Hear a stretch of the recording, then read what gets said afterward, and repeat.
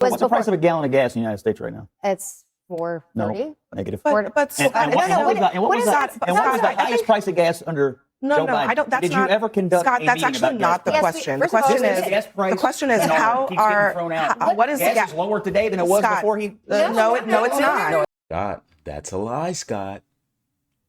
That is a lie. Go look it up.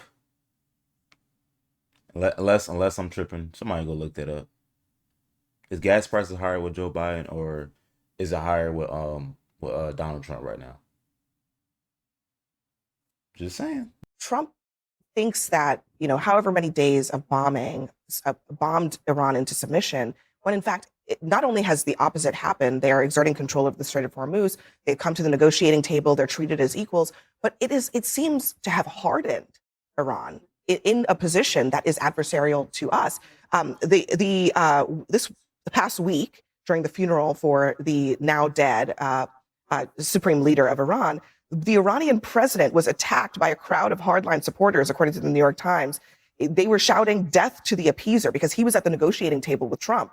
Another government official, the foreign minister, Agarachi, was assaulted with a rock on Monday as he was chased down an alley during the funeral, again, for sitting down with Trump. So they are getting it from the hardliners, and the people at the negotiating table are losing.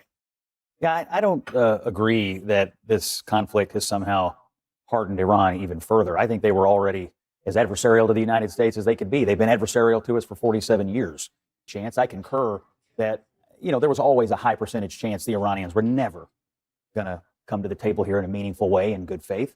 I'm not surprised it's ending this way. The morning that the president signed the MOU, I talked to him and he said to me, as he'd said publicly, look, if they don't behave and they don't meet their obligations, we'll go back to the military campaign. That's what he has decided to do. And now it may just be time to say, look, we're not going to have some grand peace deal. And we're going to have to monitor these guys. We're probably going to have to hit them from time to time. We are going to keep enough oil flowing through the strait. We're going to move other oil-producing nations away from reliance on the strait. They're not going to get a penny in sanctions relief. And, and the outcomes here are we've destroyed their military and turned all their neighbors against them. That's a way to declare victory out of this. And I don't know if think that's what the president will do. That seems like not a victory at all. That's not a victory at all. Here we go with Scott Jennings with the misinformation and disinformation. Just saying stuff, okay? That's not a victory. That's hurting us. These gas prices are like $5 now, depending on what state you live in. It's getting out of hand. He doesn't know what the hell he's talking about right now. That's why he's going to get chewed up in this video. Okay, it just doesn't make sense why we're in this war in the first place. If you think differently, please let me know down in the comment section, y'all. Let's finish the video. Jeez. Because they already got 20 days of sanctions relief. The Iranians are still exerting some control over the Strait of Hormuz. And on top of that, we are committing ourselves to indefinite bombing. Right. How does that work in our favor? They're bombing other countries. The Strait of Hormuz is essentially a contested area. You can say it's easy for everyone to get through, but it's contested. That is a problem for the global economy. It is. I think the real problem here is that the president cannot get a face-saving deal out of the Iranians, and that is why he's back to bombing. But as a reminder to everyone, when there are bombings of Iran, essentially we all pay more for gas because prices of gas and prices of oil go up, as they did today. And I think this is the conundrum that the president is in. What's the price of gas today? It's the barrel went up to $78 for. So no, it's not.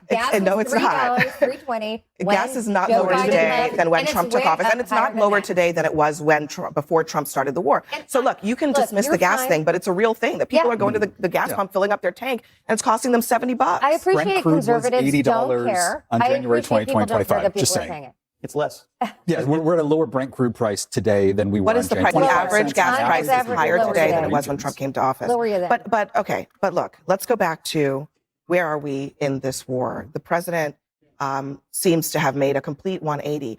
I'm trying to see the people who have said that President Trump doesn't seem to know what he's doing seem to be getting a lot of evidence, given the fact that 21 days later, he has decided all of a sudden that the people that he said were trustworthy and were completely different. And we've turned a corner. And J.D. Vance said that the Iranians have changed for good and they want to approach the world differently. And now he's saying the exact opposite. It seems like they don't really know what's going on. No, I mean, the very simple response is that when the Iranians are abiding by the terms that they agreed with, Trump will say nice things about them. When they are not, he won't. they How do go you back explain? to complaints. How do you explain them saying that? How do you explain them Can I add saying an that angle? they have changed? That's a different thing. Okay, can I add an angle to that? Look, I think that, we've been at this, the Americans, for many, many years. I was involved as a civil society activist, working, going to the White House, going to the State Department, telling about how to negotiate with the Iranians. One of the ways to make sense of this apparent switch about who these people are is that they're talking about different people.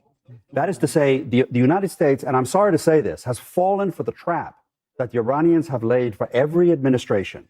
First of all, personally, I think it's very undignified that the Vice President of the United States is our representative with someone who the counterpart is really just the fourth level a person in Iran. This guy Ghalibaf, he is not in this. So, but what happens is that he sent, unfortunately, in my view, Vice President Vance to meet with a group of diplomats. These are the smoothest, most sophisticated diplomats you can find. They will tell you whatever you want to hear in public. And remember, I said this, I think, on the show last time, is that in the Middle East, you have to understand what anyone says to you in private, in English, is meaningless. It's only what they say in their own language and publicly that has any meaning. So what happens And that's is, the opposite of what people would expect well, in the because West. it's different but from it the is, United States, where, politicians, Maybe not so different from lie in public and tell the truth off record. But it's exactly the opposite in Iran. So what happened? So Vance and Wickoff, apparently, and Trump didn't realize this. They went to Istanbul. They heard, first of all, there was no photograph